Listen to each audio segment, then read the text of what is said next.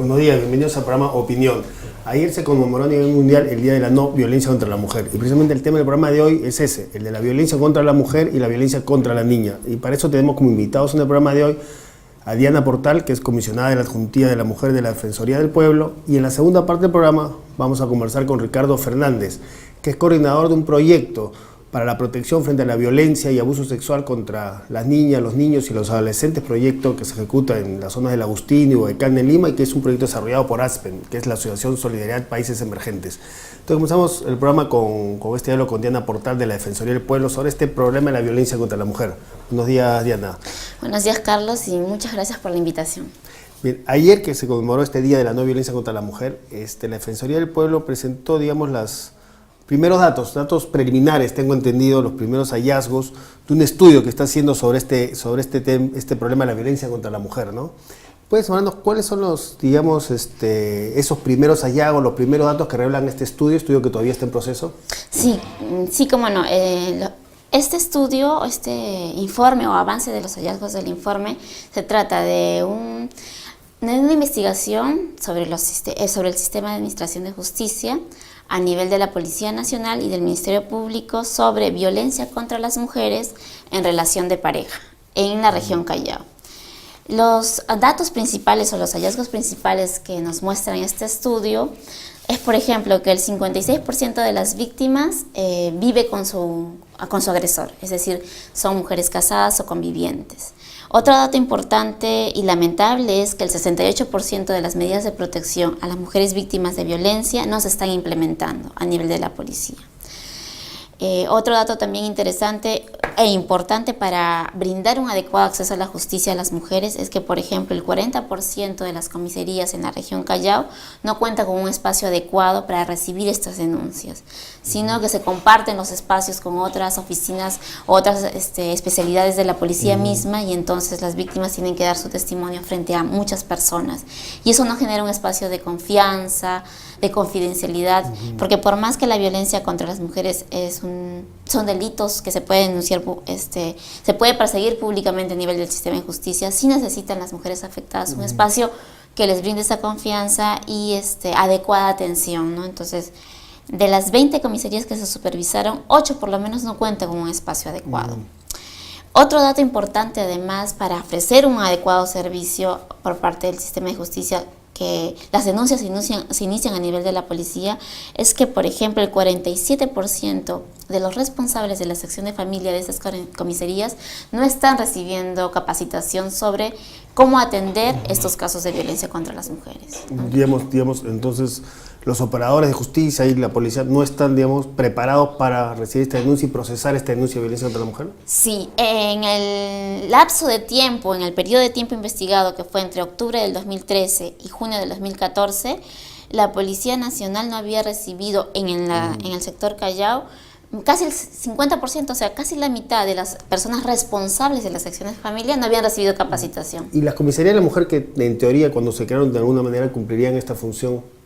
Por ejemplo, en la comisaría de la mujer hay una en la región Callao y ellas sí están de alguna u otra forma respondiendo un poco mejor porque justamente es un servicio especializado, ¿no? Entonces ellas sí cuentan con un espacio adecuado, incluso hay una psicóloga que atiende los casos. Entonces sí, en ese sentido sí están recibiendo, pero es insuficiente, pero digamos. es totalmente insuficiente, ¿no? Ahora, y entre a veces hay este problema que de una comisaría a otra, dependiendo quién está frente a la comisaría, por ejemplo, ¿hay diferentes criterios para procesar lo que es violencia contra la mujer? O sea, este estudio revela que hay, digamos, un criterio único, una política única para determinar qué cosa es violencia, qué no es violencia, o esto muchas veces queda un poco a la libre decisión del quien recibe la denuncia, que en un caso uno le denuncia a una comisaría, puede ser tipificada como violencia, de repente en otra no consideran eso como violencia.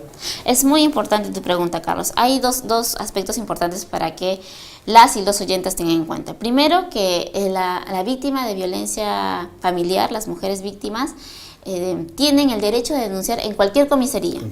O sea, no es requisito que si el hecho pasa, por ejemplo, en Bellavista, no puede denunciar en La Perla, porque justamente el marco normativo de violencia familiar nos permite que puedan denunciar en cualquier comisaría. Y lo otro que decía, si están identificando adecuadamente los hechos, lamentablemente no. De los 190 informes policiales que hemos revisado, estamos encontrando que la policía solamente está registrando los hechos como violencia física o psicológica o ambas, pero no está registrando, por ejemplo, hechos de violencia sexual o incluso tentativa de feminicidio. Es decir, no está valorando adecuadamente los hechos para detectar el riesgo que tiene la víctima. Entonces, hay casos en los que se está calificando simplemente como violencia física y no están dando mayor cuenta de los hechos para que cuando ese caso llegue a fiscalía ellos puedan saber la gravedad del caso. Esa es la parte importante. ¿Cómo se procesan? ¿Cuál es el destino de esta denuncia? Porque muchas veces, ocurren los hechos, pero hay muchas mujeres que no lo denuncian. Pero Sí. hay aquellas que lo denuncian. ¿Qué pasa con esta denuncia? Muchas veces la sensación es que no pasa nada o se quedan ahí en el camino y ese puede ser un factor precisamente por el que estos casos no son denunciados, ¿no? Claro. ¿Cómo se procesan estos casos? La ruta, digamos, de acceso a la justicia es que primero la mujer se acerca a la comisaría o incluso puede ir directamente a la fiscalía también a denunciar, pero digamos que vaya a la comisaría. El policía encargado tiene que recibir la denuncia y además recepcionar su manifestación, que es una descripción de los hechos por los cuales ella se está acercando a denunciar. Luego tendría que emitir oficios para que ella pueda acercarse al Instituto de Medicina Legal para recibir un examen físico y un examen también psicológico, la pericia psicológica.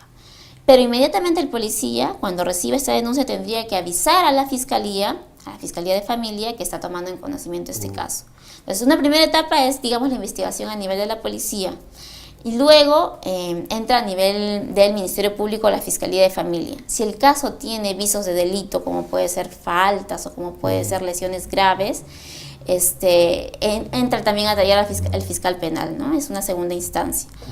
Y a nivel de la Fiscalía de Familia se ve todo el tema de la violencia, pero también si hay menores de edad, cómo se encuentran estos menores de edad para protegerlos adecuadamente. ¿Pero qué destino ¿no? tiene? Digamos, ustedes que la denuncia por lo general, digamos, culmina con una respuesta adecuada o no? ¿Cómo digamos, la respuesta del sistema frente a la denuncia? Exacto. En ese sentido, o sea, tenemos como tres niveles: la policía, el Ministerio Público y las sentencias a nivel del Poder Judicial. En este nivel nosotros hemos investigado hasta a nivel de la policía y de la fiscalía. Pero de la ruta que hemos seguido hasta ahora, podemos dar un diagnóstico que no se está respondiendo adecuadamente, porque no se están recibiendo no se está identificando los hechos de forma adecuada. En muchas de las comisarías no hay un espacio adecuado. Y las medidas de protección, que es trascendental para evitar los casos de feminicidio, no se están implementando. Entonces, si no tenemos a ese nivel una respuesta adecuada, los hechos de violencia pueden repetirse y las mujeres que estén denunciando, el 56% te decía vive con su agresor, entonces ellas van, denuncian y regresan a sus casas. Entonces, ¿no hay un sistema de protección a la persona que denuncia? Exacto, no hay un sistema de protección adecuado que esté respondiendo para darle a esta mujer unas medidas adecuadas. Y otro dato importante, Carlos, que también ha detectado ya nuestro informe, es que a nivel nacional solo existen 46 casas refugio. Por ejemplo, una mujer que decida salir de su hogar por el índice alto de violencia que está sufriendo, en la región Callao, por ejemplo, no existe ni una sola casa no refugio. tiene dónde ir. No tienen dónde ir. Y a nivel nacional, de las 46 casas, solo 11 son administradas e implementadas por los gobiernos locales, siendo su obligación. Entonces las demás son por las iglesias, por la sociedad civil o por la beneficencia pública. Entonces a nivel nacional, contar solo con 11 casas, ¿cómo podemos decir a las mujeres denuncia si el sistema no está No hay una respuesta? Exacto, no hay una respuesta adecuada. Dirías, en ese sentido, yo iba a pensar que no hay una política pública, digamos, diseñada, una política pública adecuada de respuesta frente a este problema de la violencia contra la mujer. Sí, desde la Defensoría creemos que existe la política pública, pero no está siendo implementada de manera adecuada, con respuestas integrales. Tenemos un Plan Nacional de Violencia contra la Mujer, donde están insertos el Ministerio de Educación, el Ministerio del Interior, el Ministerio de Justicia, el Ministerio Público, el propio Ministerio de la Mujer. Sin embargo, sí se ha detectado que lamentablemente no están los sectores respondiendo de manera adecuada. Por ejemplo, el Ministerio de Educación, en el balance que hicimos al año 2011 sobre el Plan Nacional de Violencia, un aspecto importante para la prevención de la violencia contra las mujeres es que no se estaba tratando este tema a nivel, desde el inicio de la educación, por ejemplo, nivel primario, incluso inicial, sino en algunos niveles de educación secundaria recién se tocaba el tema. O sea, digamos, no hay una política de respuesta frente a los casos que ocurren, digamos, no hay una política pública de una respuesta adecuada frente a los casos de violencia contra la mujer, digamos, para proteger a las mujeres víctimas y para sancionar a los agresores, y tampoco digas que tampoco hay una política de prevención. Sí, es muy deficiente todavía nuestra política de prevención, ¿no? Porque, por ejemplo, la coordinación y una respuesta integral que pueda justamente tener esta forma de responder de manera integral e intersectorial no se está dando, o en todo caso todavía es muy débil, ¿no? ¿Y qué está faltando para tener, digamos, es una política adecuada tanto de respuesta como de prevención? Hay un problema de recursos que no se destina, hay un problema de voluntad política frente al tema, porque en el discurso, digamos, porque ayer que se conmemoró el Día Mundial de la No Violencia contra la Mujer, en el discurso, digamos, puede decir que hay una unanimidad de responder frente al problema, de la gravedad del problema, tanto, digamos, desde las autoridades gubernamentales, oposición, casi en la clase política en general, ¿no? En ese tema hay unanimidad, pero, digamos, ¿eso no se refleja en los hechos? ¿Se queda en el discurso? ¿Qué está pasando? Sí, yo creo que ha señalado, Carlos, un aspecto fundamental, porque podemos hacer muchas recomendaciones y muchas propuestas, pero si no hay presupuesto, todo se queda en el dato, en la estadística o en el informe. Y eso es un aspecto que también hemos detectado. Por ejemplo, a nivel de comisarías, muchas de los comisarios, comisarias nos daban cuenta de las grandes limitaciones en recursos que tienen, ¿no? Entonces, en ese sentido, creo que un aspecto importante para nuestro presupuesto del próximo año sería destinar un presupuesto adecuado que respondan a medidas concretas. Hay medidas, hay nudos identificados que pueden ser atendidos. Por ejemplo, el tema de la capacitación. ¿Qué está haciendo la Escuela del Ministerio Público para capacitar en este aspecto en particular a las fiscales de familia, a los fiscales penales que tienen que ver? El Ministerio del Interior, cómo puede también tener un plan de capacitación adecuado desde las mismas escuelas de formación para los policías.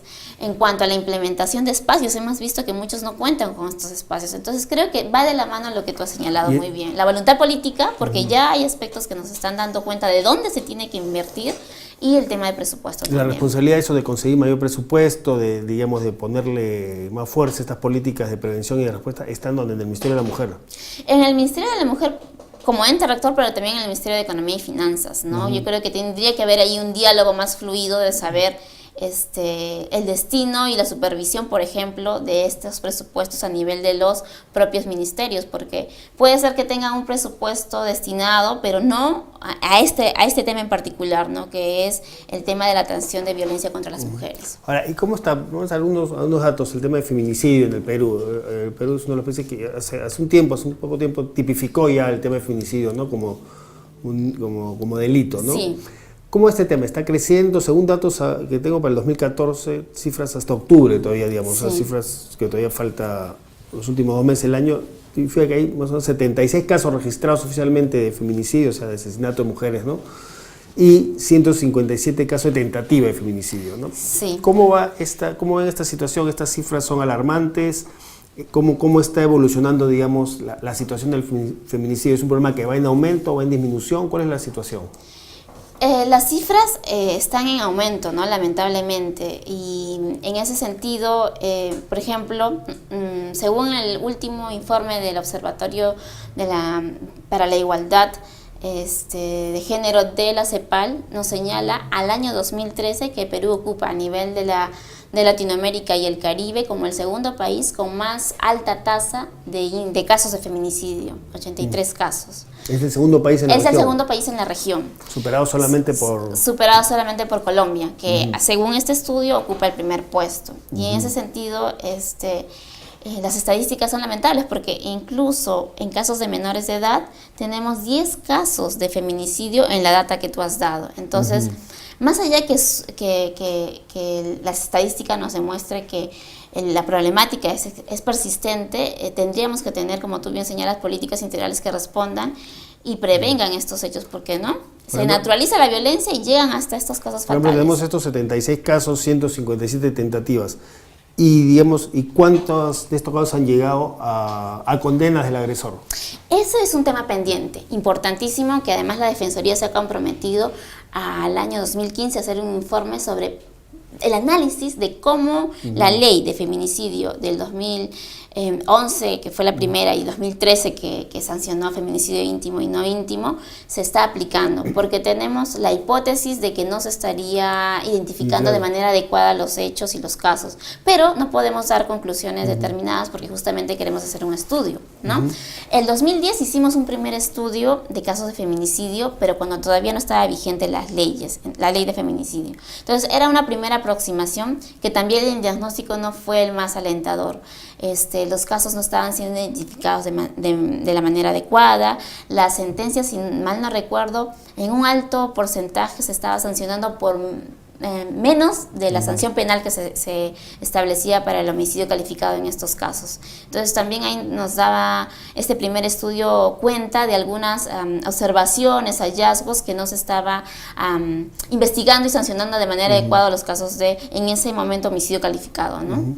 O parecidio. Que el Perú ocupa el feminicidio el segundo lugar en la región después de Colombia, pero habiendo otras estadísticas, el tema en general ya no de feminicidio, sino de violencia contra la mujer, de casos de violencia contra la mujer, tengo entendido que ahí el Perú ocupa el primer lugar en la región de mayor cantidad de casos de violencia contra la mujer, ¿no? Un estudio de la OMS, tengo entendido, de mujeres de 15 a 49 años, el Perú ocupa el primer lugar en la región, y lo que más grave, el tercer lugar a nivel mundial entre los países con mayor volumen de casos de feminicidio, de violencia contra la mujer a nivel mundial, ¿no? Y sobre todo violación sexual, o sea, violencia sexual. Violencia sexual es el tercer país a nivel mundial con mayor... En un estudio que se hizo en el año 2005, donde se hizo en una ciudad y en una provincia, y en nuestro país fue en Lima y en el Cusco, a nivel de provincias, lamentablemente nos ocupamos el tercer lugar después de Etiopía y Bangladesh, de mujeres entre 15 y 49 años que han tenido una relación de pareja víctimas de violencia sexual. De violencia sexual, así es. Y como bien señalas, a nivel de Latinoamérica ocupamos el primer lugar.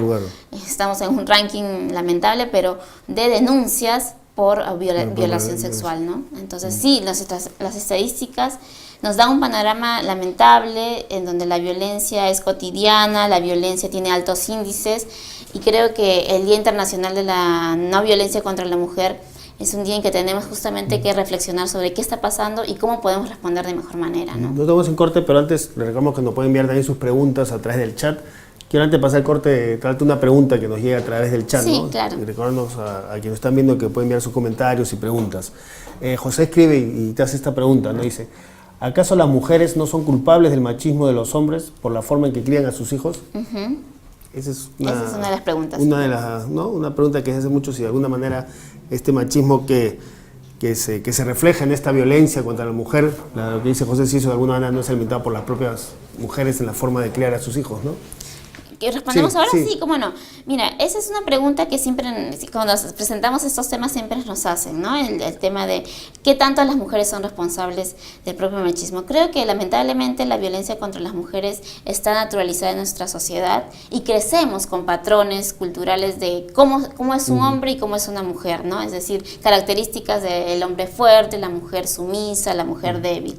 Y está inserta en hombres y mujeres, que, no solamente en las madres de familia, sino también en hombres y mujeres. Y en ese sentido creo que es importante justamente transformar estos patrones culturales para crear una sociedad libre de violencia e igualitaria, en el que tanto papá como mamá se comprometan en la educación de niños y niñas para transformar este tipo de símbolos, ideas sobre la violencia. Y en ese sentido creo que justamente las familias que tengan igualdad de papá y mamá en la crianza, involucrado tanto los niños, las niñas, los padres y las madres de familia, y eviten este tipo de relaciones violentas o relaciones de poder donde tenemos este tipo de modelos, van a transformar justamente y cambiar estos patrones culturales. Creo que reducir la responsabilidad de la violencia contra la mujer a las propias mujeres es un poco simple, ¿no?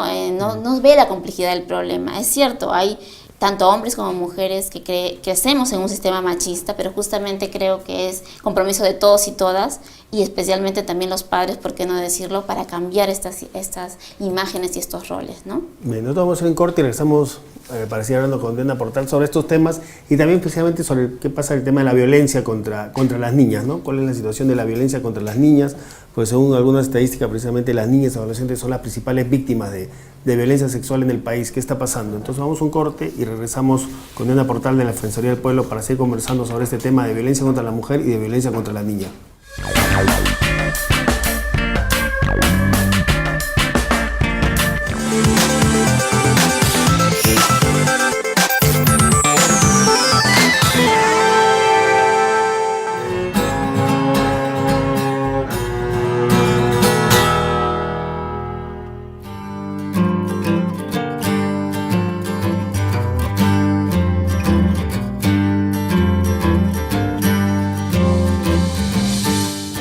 Se puede disminuir notablemente la mortalidad en la primera infancia con medidas sumamente simples, como son lactancia inmediatamente después del parto. Prácticamente dentro de la primera media hora se debe poner al bebé en contacto con los pechos de la madre para que segregue la madre una suerte de vacuna. Otra, hay que tener la limpieza necesaria en la persona que atiende tanto al bebé como a la madre. Sus manos tienen que estar bien lavadas, las uñas bien cortadas. Luego, por supuesto, alimentar a la criatura solo con la leche materna, nada de leche artificial. No hay mejor alimento que que la naturaleza ha puesto en los pechos de su madre. La mortalidad de los recién nacidos va a disminuir prácticamente a cero cuando haya justicia social, cuando las familias de todos los peruanos tengamos acceso a la buena educación, a buena vivienda, buena vestimenta, buena alimentación y sobre todo buen salario. Entonces todo eso va a desaparecer porque todo eso va a traer consigo una mejor calidad de vida.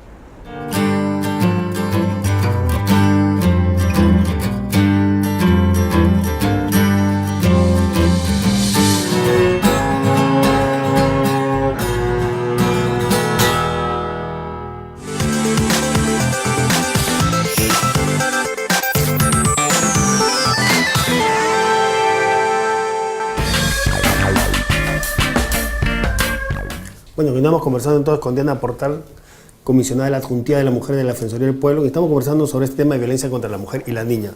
Diana, dejamos pendiente, antes de pasar al corte, el tema de qué está sucediendo en el caso de las niñas, la violencia contra las niñas. Según algunos los datos que tenemos, las mayores víctimas de violencia sexual son precisamente niñas y adolescentes. El 70% de las víctimas de violencia sexual en el país son niñas, adolescentes, ¿no?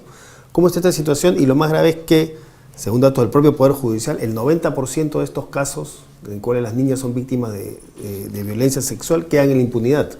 Sí, eso es un tema alarmante. Justamente la violencia sexual, la violación sexual afecta en mayor proporción a niñas, adolescentes, ¿no? Y en ese sentido también es lamentable lo que señalas el tema de que el 90% de estos casos no se está accediendo a justicia, no se está sancionando.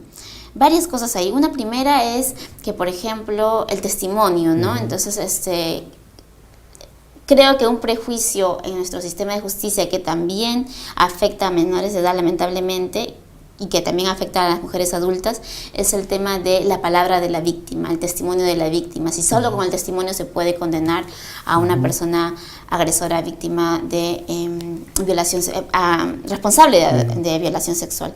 Y en ese sentido, por ejemplo, uno de los aspectos que vemos es ¿qué se le exige a una menor de edad para que su testimonio sea válido? Ahora en nuestro sistema hay varios instrumentos que están garantizando que ese testimonio sea válido, como por ejemplo, y no revictimizar a las menores de edad, ¿no? Pero hemos visto algunos casos lamentables en cuanto a si la menor de edad no da los datos, los detalles del caso de violación sexual, o si tiene pequeñas contradicciones, ya se deja de lado su testimonio. Claro, incluso hay casos en que se señala que, digamos, una niña que es víctima de violencia sexual debe declarar una vez y no se le obliga a declarar, digamos, 1, 2, 3, 4, 5 veces. Así y si hay es. una pequeña contradicción entre una y otra declaración, digamos, el caso queda... Sí, queda hemos en visto, nada, ¿no? hemos revisado expedientes en donde a menores de edad, en algunos casos, tendría alguna contradicción del lugar de los hechos o incluso de las características, etcétera, y ya no se da por válida su testimonio. O justamente como es menor de edad, se piensa que está siendo influenciada, incluso se señala que las madres es por venganza, por otros aspectos, ¿no? Y un dato importante, sí, para la protección de las menores de edad son el uso de las cámaras Gesell, ¿no? Es decir, una entrevista única donde se resguarde el aspecto emocional de las menores de edad. ¿Eso no está funcionando? No tenemos un número que responda a la demanda justamente de las estadísticas que nos dan de casos de violación sexual de menores de edad.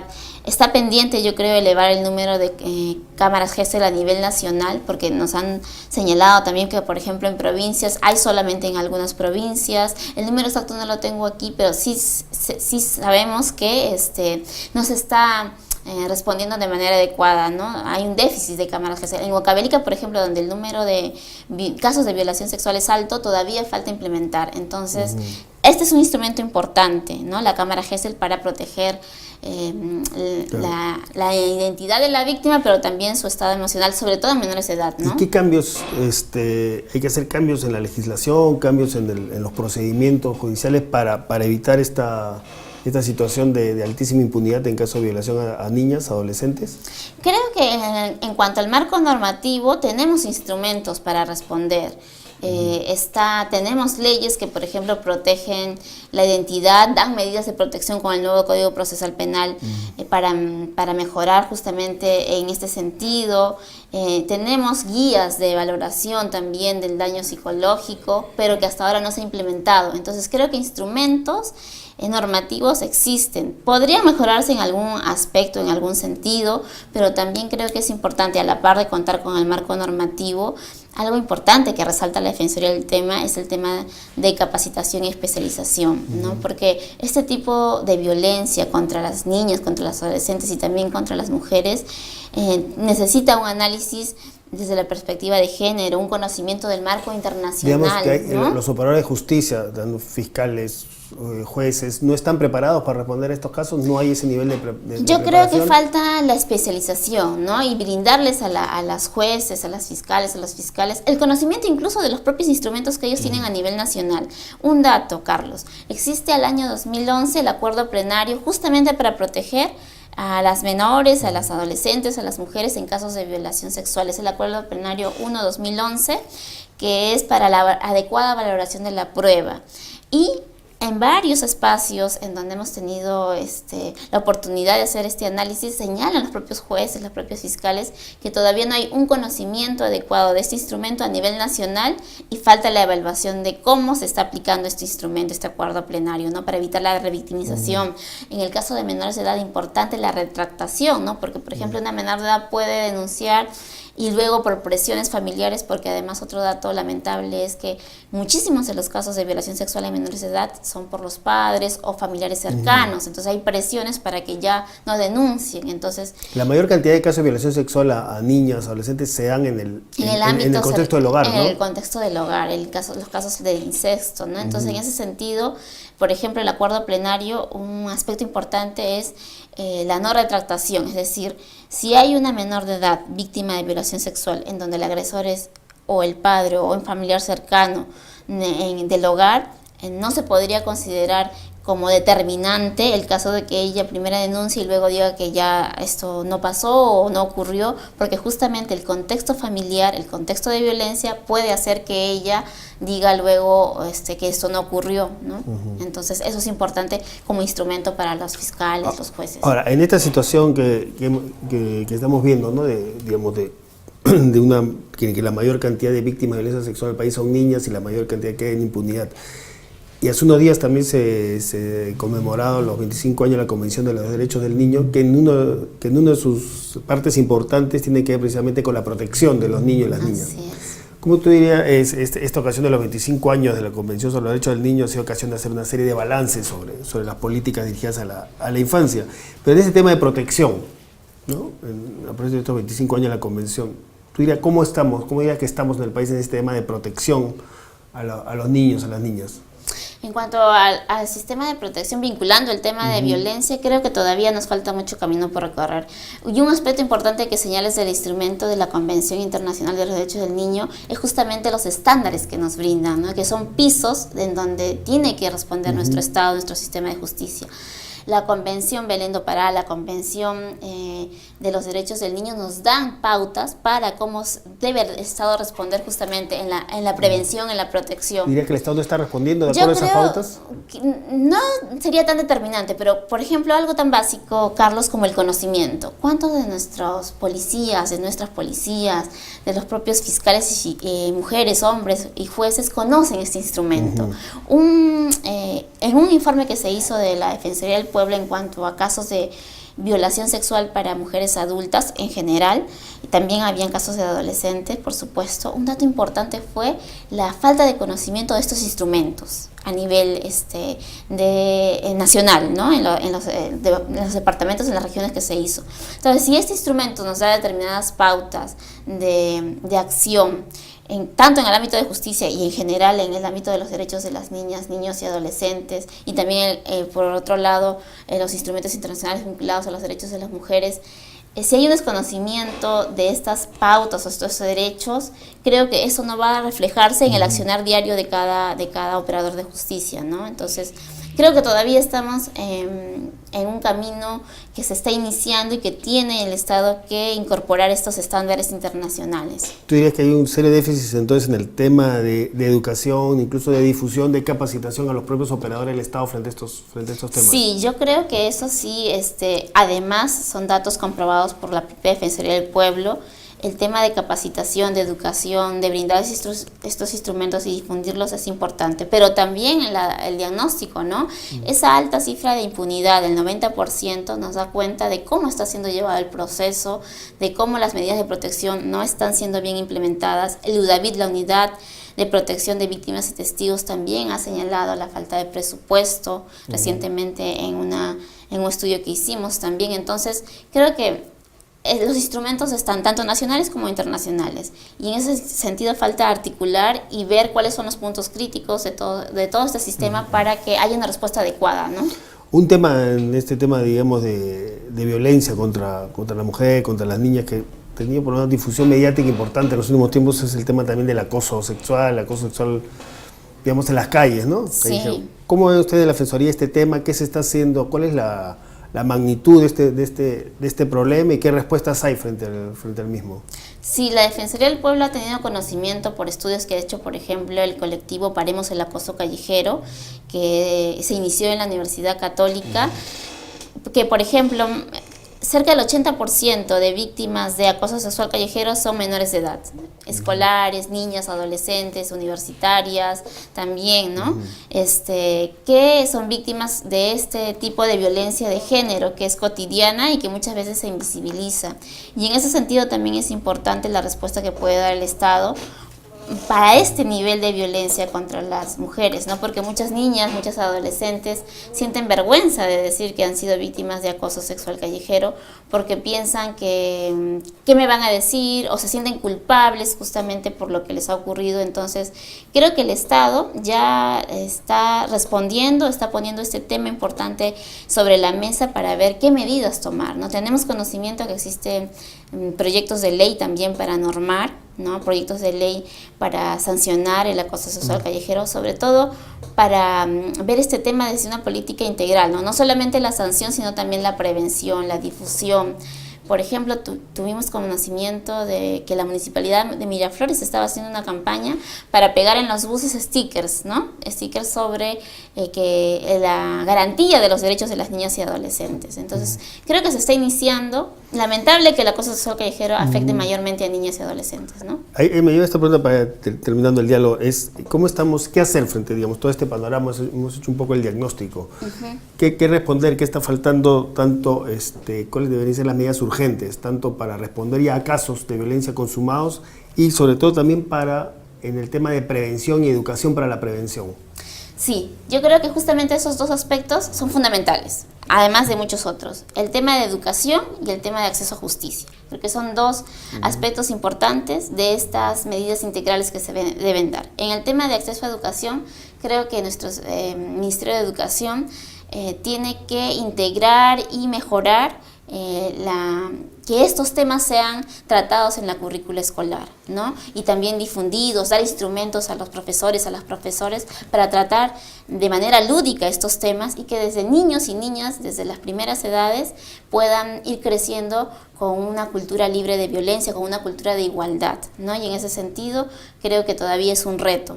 Y también sumar a estas campañas a los medios de comunicación, programas como estos que tratan estos temas que es tan importante. Y en cuanto al sistema de justicia, creo que un aspecto importante también es la formación. Cómo nuestro sistema de administración de justicia está brindando estos instrumentos internacionales como las convenciones, los tratados, etcétera, jurisprudencia internacional que pueda mostrar a nuestros operadores, a nuestros jueces, fiscales, etcétera, y también a nivel de la Policía Nacional la capacitación para brindar y responder de mejor forma, ¿no?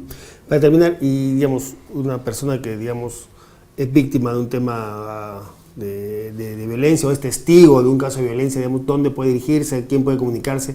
La Defensoría tiene, digamos, un canal, una puerta abierta para recibir denuncias, para procesarlas, para apoyar a las víctimas. Claro, y en ese sentido es importante saber la labor de la Defensoría vinculada a esto. Nuestra institución supervisa los servicios públicos y además el rol del Estado en estos casos. En ese sentido, la Defensoría del Pueblo puede intervenir cuando, por ejemplo, a una víctima de violencia no se le está atendiendo de forma adecuada en la policía o en la fiscalía, ¿no?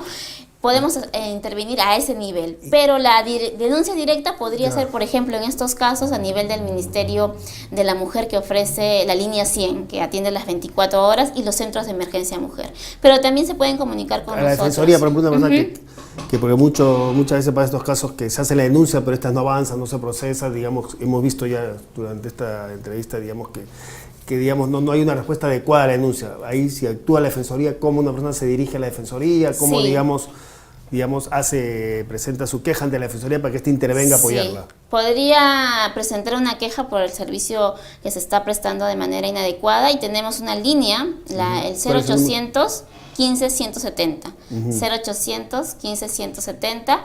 También tenemos nuestra página web, incluso hay chat que puede las personas poner su caso y recibir la orientación adecuada, es www.defensoría.gov.p.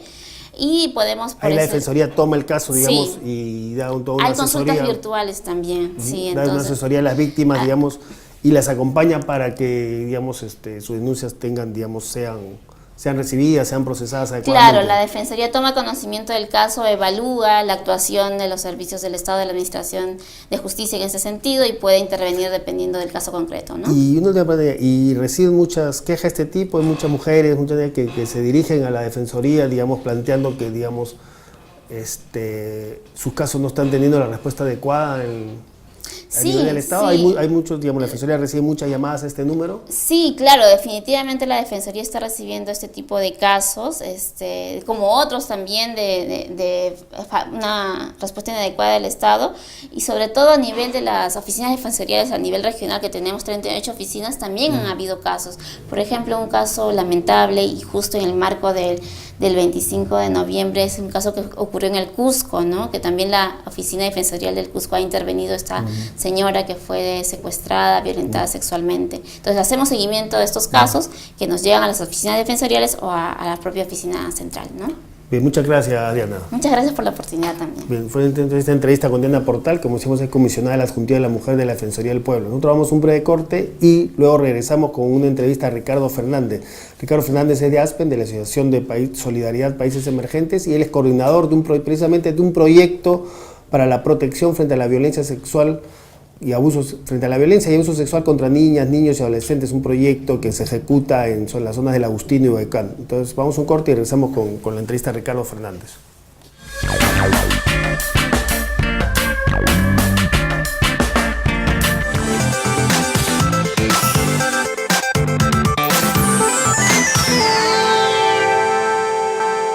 ¿Sabías que en el Perú hay más de 3,5 millones de niños menores de 5 años? ¿Sabes cuántos de ellos están desnutridos? ¿Cuántos reciben educación inicial? ¿Cuántos viven en hogares sin luz ni agua potable? ¿Cuánto de presupuesto se asigna para solucionar estos problemas? ¿Y sabes cuánto se ejecuta? Esta información y muchos otros datos relevantes están en el Infobarómetro de la Primera Infancia, una herramienta virtual que muestra estadísticas con rostro humano a nivel nacional, regional, provincial y distrital. ¿Quiénes son? ¿Cuántos son? ¿Dónde están? ¿Qué hacer?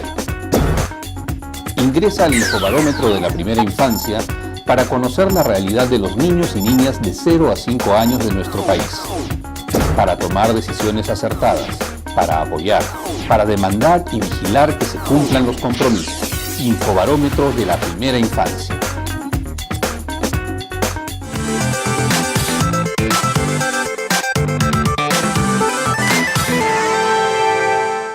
Bienvenidos a la Primera Infancia Primero. En Salgalú TV Online, nuestra preocupación son los niños y niñas, especialmente los de la primera infancia, porque ellos son el presente y futuro de nuestro país, porque ellos representan nuestra mayor creación, nuestra mejor expresión de amor. Los esperamos todos los lunes con invitados especiales, quienes nos hablarán de cómo atender mejor a nuestros niños y niñas. Los comentarios y orientaciones profesionales nos servirán para aplicarlos en casa, la escuela y en nuestra propia comunidad, ayudando así a tener un país más justo y solidario. Participe vía chat con sus comentarios. Los esperamos todos los lunes en la Primera Infancia Primero, aquí en su canal Salgalú TV Online. Comunicación que nos acerca.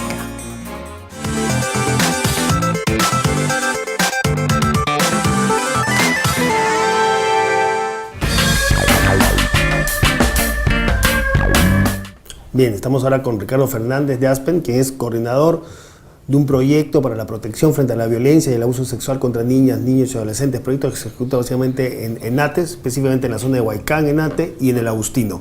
Buenos días, Ricardo. Buenos días, Carlos. Hemos estado la primera parte del programa conversando con Diana Portal de la Defensoría del Pueblo sobre toda esta problemática de la violencia contra la mujer y también el tema de violencia sexual contra mujeres y niñas. Ustedes tienen un proyecto precisamente de protección a las niñas, niños, adolescentes frente al tema de violencia sexual del Agustino y Huaycán. ¿Puede decirnos todo a partir de esta experiencia, ese trabajo ya directo en el Agustino y Huaycán? ¿Cuál es la situación ahí en estas zonas de Lima respecto a los niveles, a la magnitud del problema de la violencia contra las niñas y el abuso sexual contra las niñas? Sí, efectivamente, ASPEN viene ejecutando el proyecto Lima Este Segura, que es un proyecto financiado por el Fondo Ítalo-Peruano, y es un proyecto que recoge la experiencia de la implementación de un proyecto que tuvimos específicamente en el Agustino y trabajamos todo el tema de prevención del abuso sexual, trabajando a nivel de escuelas, trabajando a nivel de las familias, a nivel de comunidad y en coordinación con instituciones públicas, como el Ministerio Público, la Fiscalía de la Nación.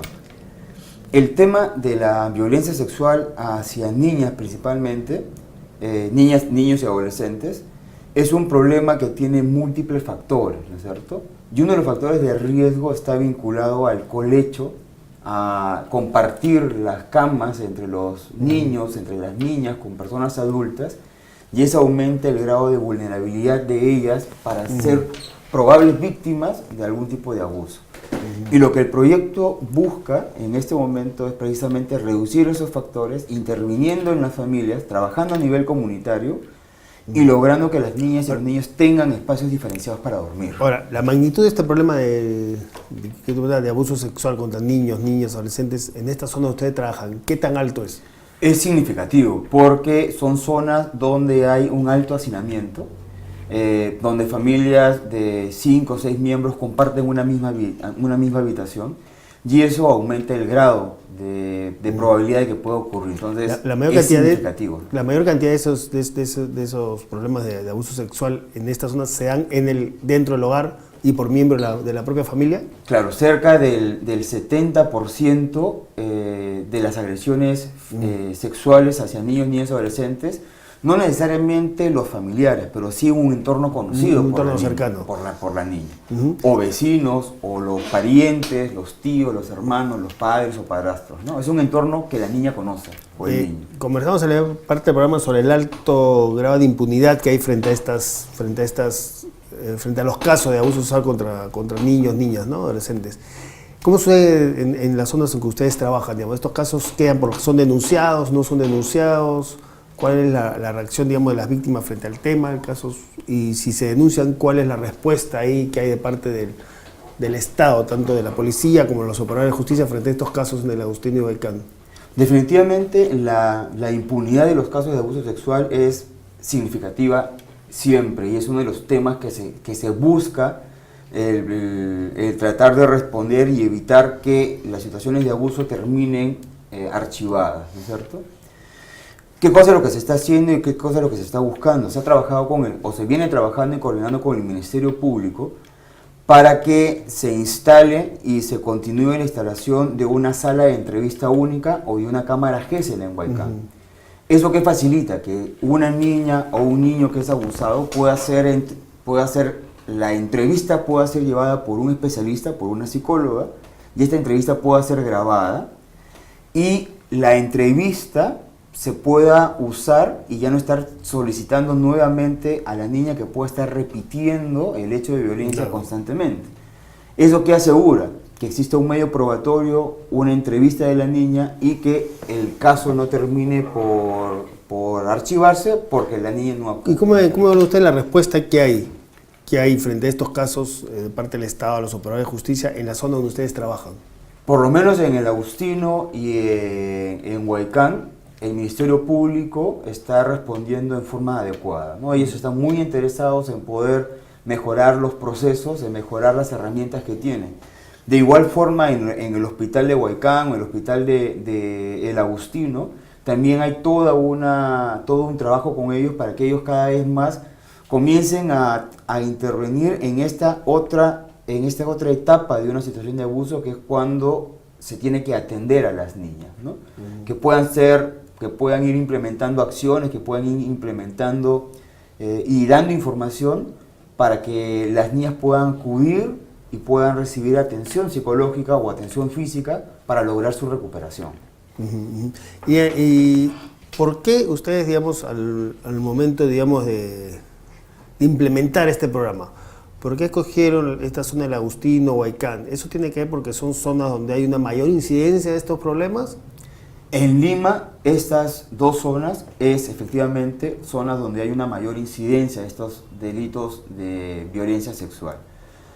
Y también porque son zonas de una alta densidad, de un gran número de población, y es ahí donde nosotros queremos colaborar para ir generando estas estrategias.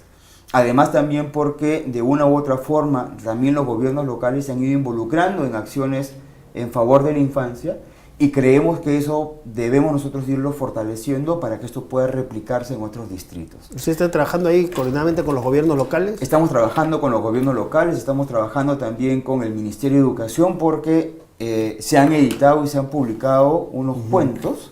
Catalina de Agustino te dejó uno, que es un cuento que está dirigido para los docentes, para que ellos puedan y sepan abordar el problema de la violencia sexual y cómo prevenir la violencia sexual, y lo puedan trabajar con niños. Entonces este cuento, Catalina, cuenta la historia de dos niños que viven en el barrio y qué cosa es lo que tienen que hacer precisamente para evitar ser víctimas del abuso sexual. Y la idea es no solamente trabajar este cuento para niños de hasta 4º grado de primaria, sino construir junto con el Ministerio de Educación 2 historietas, ya pensando para niños de mayor edad, y un video pensando en los niños hasta los 14 años aproximadamente, ¿no? Y, sí. Sí, eso tiene que ver ya, digamos, un poco con las estrategias de educación, de prevención frente a este programa de proyecto. Antes de pasar eso, hay que para conocer un poco digamos, el ámbito en el que se desarrolla este proyecto.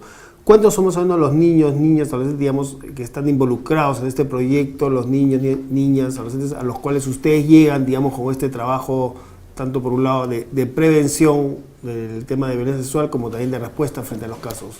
¿De cuántos niños estamos hablando? Nosotros queremos llegar a cerca de 5.500 niños, niñas y adolescentes que están involucrados en 9 instituciones educativas y que participan y que son parte de cerca de 6 organizaciones comunitarias en toda la zona de Huaycán y el Agustino, ¿no? Nosotros queremos lograr beneficiar también en todo esto a por lo menos 250 familias que de una u otra forma se involucren en toda esta cambio de mentalidad para lograr que los niños tengan espacios diferenciados para dormir en sus viviendas, ¿no? Entonces, más o menos ese es el impacto que nosotros queremos llegar con el proyecto. Nosotros vamos a ir a un breve corte y después del corte estamos para seguir conversando sobre este tema y ya para analizar un poco que nos cuentes cuáles son precisamente las estrategias de intervención de este programa, ¿no? De este proyecto, qué es lo que se está haciendo en el proyecto en concreto, digamos, para prevenir, de educación, cómo se está trabajando con las familias, cómo se está algo ya nos has adelantado, ¿no? Cómo se está trabajando con las familias, con los niños, con los maestros, con las autoridades, para prevenir los problemas de violencia, abuso sexual, y cómo se está trabajando también para mejorar la respuesta frente a estos temas, ¿no? Nosotros vamos un corte y luego al corte seguimos entonces conversando con Ricardo Fernández sobre todas las estrategias de implementación de este proyecto para prevenir y para responder frente a la violencia y abuso sexual contra los niños, niñas y adolescentes.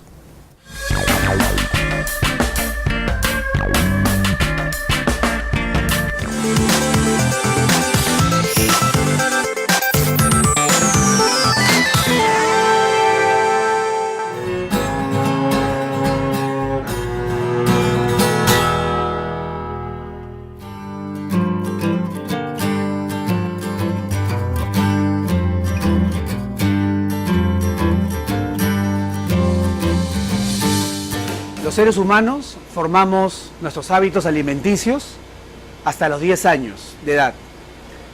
Pasados los 10 años de edad es muy difícil cambiar los hábitos alimenticios y como consecuencia de ello, no solamente las preferencias gastronómicas de placer de comer, sino también tiene que ver con el tema de la alimentación, de la nutrición. Pero hay una esperanza, está justamente en los niños que hoy en día están naciendo, que están comenzando a crecer, que se están formando, no solamente en las aulas, sino también en sus propios cuerpos. Todos tenemos una gran responsabilidad, desde padres, desde tíos, hermanos, mayores, sobre los pequeños. Si no queremos niños que se duerman en clase, si no queremos peruanos pequeños, por debajo de la estatura promedio, como no lo eran antes, como no lo eran hace más de 1000 años, personas fuertes, inteligentes, porque la inteligencia también tiene que ver con la alimentación. La biodiversidad peruana tiene alimentos, tiene elementos importantísimos para la nutrición, para la buena nutrición de nuestros hijos, de nuestros niños. Corresponde a nosotros acercarle a ellos estos productos, dárselos a comer, a probar, incluirlos en su dieta, porque va a ser la única forma que pasada esta niñez, para ellos sea hábito consumir todos estos productos. La alimentación de nuestros hijos está en nuestras manos.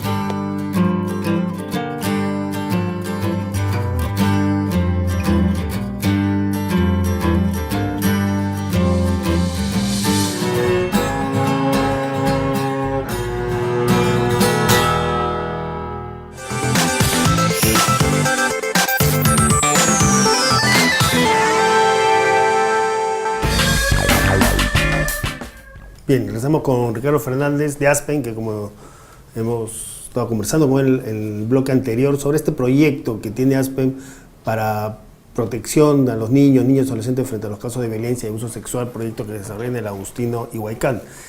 Ricardo, ahora quería saber cuáles son las estrategias finalmente que utiliza el proyecto frente a estos casos de violencia y abuso sexual contra niños, niñas, ¿no? Antes de entrar al tema de prevención, quisiera preguntarte cómo actúan ustedes frente a los casos ya ocurridos, porque hablamos también en este programa, hemos visto en la primera parte del programa el alto nivel de impunidad frente a los casos de violencia, abuso sexual, los problemas que se tienen quienes son víctimas para denunciar estos casos, digamos la serie de falencias que existen en la policía, en los operadores de justicia para procesar estos casos. Y cuando ocurren estos casos de violencia, abuso sexual contra niños, niñas, ¿el proyecto interviene? ¿Cómo actúa el proyecto frente a los casos que ya ocurridos? Una de las cosas que promueve el proyecto es precisamente que las instituciones que tienen que ver en la intervención cuando ya sucede un hecho de violencia actúen de forma inmediata. Una de las cosas que nosotros hacemos es hacemos la derivación a la comisaría, en este caso de Huaycán o del Agustino, para que ellos puedan intervenir, y luego acompañamos para que el proceso de denuncia se lleve a cabo de la mejor forma. Lo comentábamos, ¿no es cierto? Hemos ido apoyando al Ministerio Público para que ellos puedan instalar una cámara GESEL, claro, para que pueda haber una entrevista adecuada, y allí lo que hacemos es promovemos la capacitación de los fiscales, de los policías o de los peritos psicológicos para que ellos puedan hacer una buena entrevista y eso pueda servir como un medio probatorio para que luego el proceso judicial no se caiga. Ahora, ¿y cómo han visto ustedes, digamos, ahí la respuesta de estos operadores de justicia, la policía, fiscales, poder judicial? Porque veíamos en la primera parte del programa que el nivel como Premio Nacional de impunidad frente a esta cosa es 90%. ¿Cuál es la situación ahí en la zona donde ustedes trabajan? ¿El nivel de impunidad está en la misma magnitud del 90%? En la medida que cada vez más se vayan involucrando los operadores del sistema, los niveles de impunidad va a ir reduciendo. Por lo menos en el Agustino y en Huaycán hemos tenido una alta receptividad para poder lograr capacitar y mejorar las herramientas que los funcionarios y los fiscales o los peritos están implementando. Ellos se han ido capacitando en estas herramientas para hacer una buena entrevista en la sala de entrevista única o en la cámara GESEL, y ellos han formado parte de estos procesos de capacitación. Entonces, en la medida que ellos comiencen a usar las herramientas que existen, implementarlas en forma adecuada, cada vez va a haber una menor sensación de que hay impunidad de los procesos. ¿Ven ustedes que hay un proceso de avance en ese sentido? Así es. Por lo menos en el Ministerio Público, en la sede de Lima Este, en la sede del Agustino y en la sede de Huaycán, hay esta apertura y hay este compromiso por abordar en forma adecuada los procedimientos. Ahora, otro tema central en este tema es el de la educación y la prevención. Así es. ¿Cuáles son las estrategias que tienen ustedes en tema de educación y prevención? Nos decías en la primera parte de la entrevista que trabajan con los maestros, trabajan con las familias, trabajan también con las autoridades locales. Bueno, ¿cuáles son las estrategias que están haciendo ustedes en tema de educación y de prevención de la violencia y el abuso sexual? Una de ellas es que los docentes tienen mucho interés de poder trabajar el tema, pero no tienen herramientas para poder trabajarlas. Por eso es que se ha elaborado este cuento, que es Catarina Agustino, que es un cuento que aborda la problemática del abuso sexual y le enseña al docente cómo puede trabajar. ¿Es un cuento dirigido básicamente a niños o a docentes? Es un cuento dirigido a niños y niñas, pero que tiene una guía educativa que le permite al docente poder trabajar. Digamos, es un cuento para ser utilizado por los docentes, por los niños. Es un cuento dirigido a los niños, pero que los docentes lo usan en aula para poder trabajar el tema, ¿no?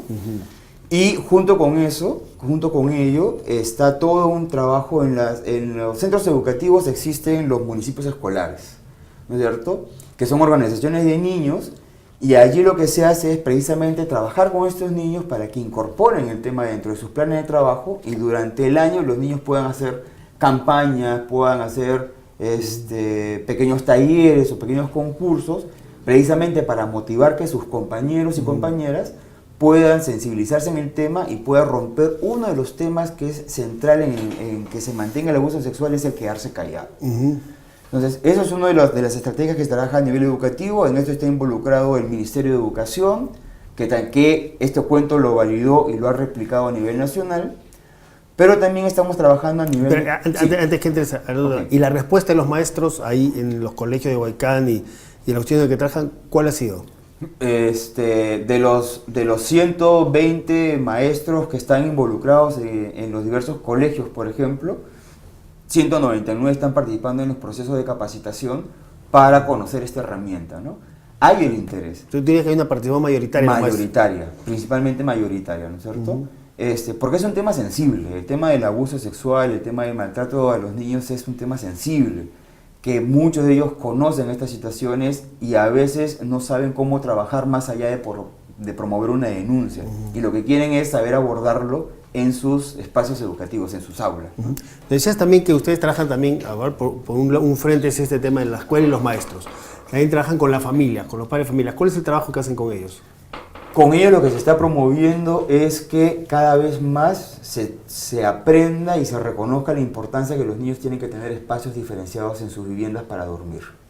Que el colecho se vaya quitando como una práctica común para niños mayores de 5 años y que cada vez más los niños puedan tener sus propios espacios, sus espacios privados que los permitan fortalecerse a ellos y reconocer que nadie puede vulnerarlos, ¿no es cierto? Nadie puede tocarlos, nadie puede agredirlos, ni verbal, ni física, ni sexualmente, y eso asegura que en el futuro no sean víctimas de abuso sexual o de maltrato físico y psicológico, ¿no?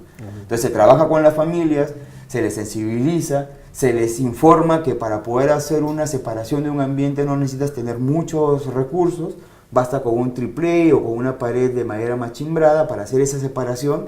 Y el cambio del niño y de la niña es significativo y es importante y te genera toda una dinámica distinta al nivel de la familia. Tú dirías que ese cambio de ambiente que decías para evitar ese hacinamiento es clave para prevenir el tema del abuso sexual. Es clave para prevenir el tema de abuso sexual, es clave para lograr el empoderamiento de los niños, es clave para lograr su seguridad, de su privacidad, es clave para muchas situaciones que se pueden venir hacia el futuro en los niños, ¿no? ¿Y cuál es la respuesta ahí? Yo te pregunté por la respuesta de los maestros, en este caso, ¿cuál es la respuesta de la familia, de los padres de familia?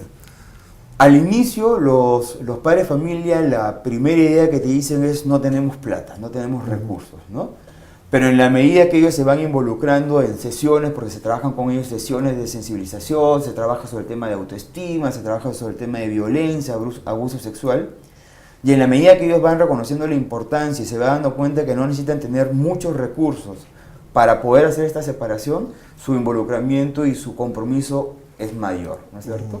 Al inicio hay poca participación, pero poco a poco van interesándose más.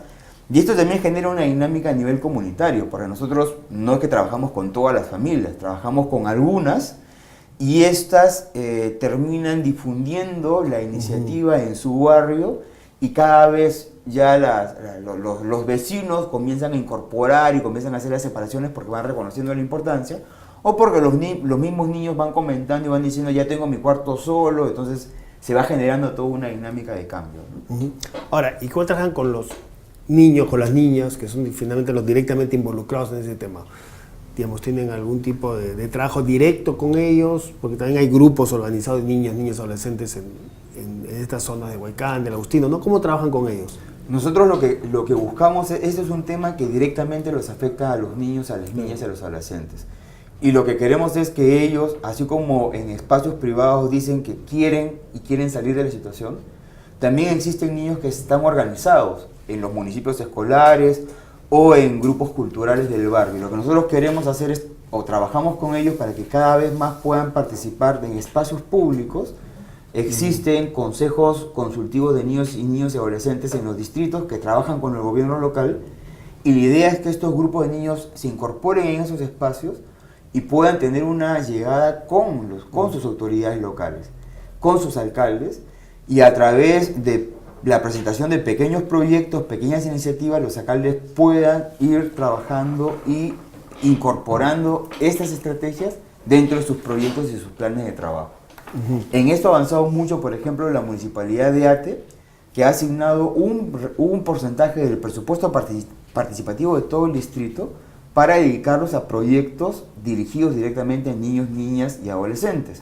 Hay otras experiencias en otros distritos y la idea es que cada vez más los gobiernos locales reconozcan la importancia de fortalecer las organizaciones de los niños, de fortalecer esos espacios y de incorporar proyectos que directamente los beneficien a ellos. ¿Y estas zonas ustedes trabajan, digamos, hay un involucramiento de los gobiernos locales? Por lo menos en Ate Vitarte, ¿no es cierto?, el alcalde ha promovido todos estos espacios, y en el Agustino, el alcalde que ahora, bueno, ya no ha sido reelecto, pero que ha trabajado, el doctor Víctor Salcedo, se ha involucrado muchísimo en los proyectos que hemos ejecutado anteriormente, y esperamos que la gestión y la propuesta de la municipalidad continúe en esta dinámica, ¿no?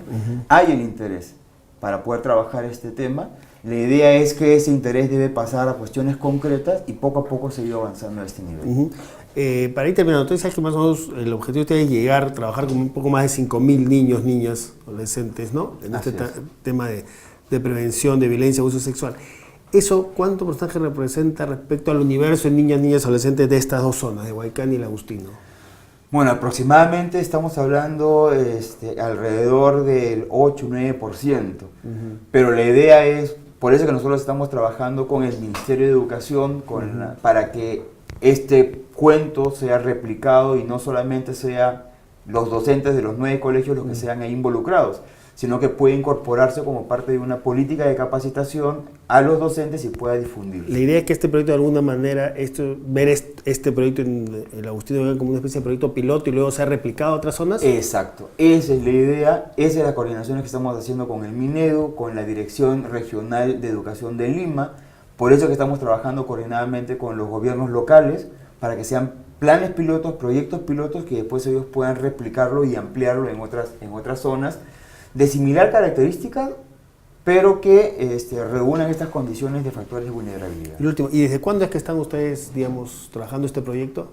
Hay un proyecto previo en el Agustino que se ejecutó a partir del año 2009 hasta el 2012, y este proyecto, Lima Este Seguro, es un proyecto que se está ampliando al Agustino y a Ate Vitarte, y ha iniciado en el mes de agosto y va a tener una duración de 24 meses. Entonces es un proyecto que está replicando una intervención ya validada anteriormente y que quiere ampliarla y mostrarla. Y luego de esos 24 meses, digamos, la idea es que este proyecto, estas políticas pasen al gobierno local, ellos asuman la sostenibilidad del proyecto. ¿Qué ocurre luego de los 24 meses? La idea es, por eso es que desde el inicio estamos ya coordinando directamente con el gobierno local de Ate Vitarte y del Agustino para que ellos se involucren desde el inicio del proyecto, puedan acompañar todo su proceso de implementación y puedan luego ellos continuar más allá de los 24 meses del proyecto.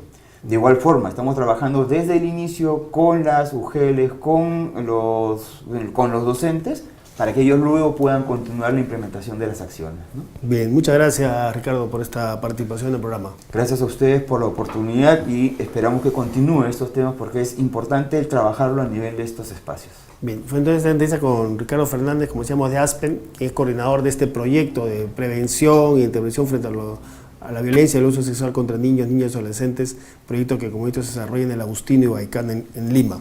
Nosotros recordamos que de esta manera llegamos al final del programa. Le recordamos que el programa se repite hoy a las 4 de la tarde y mañana jueves a las 11 de la mañana va en directo una nueva edición del programa Diálogo Abierto. Entonces no se olvide, hoy a las 4 de la tarde se repite opinión y mañana jueves a las 11 de la mañana va Diálogo Abierto. Con nosotros hasta el próximo miércoles a las 11 de la mañana en directo.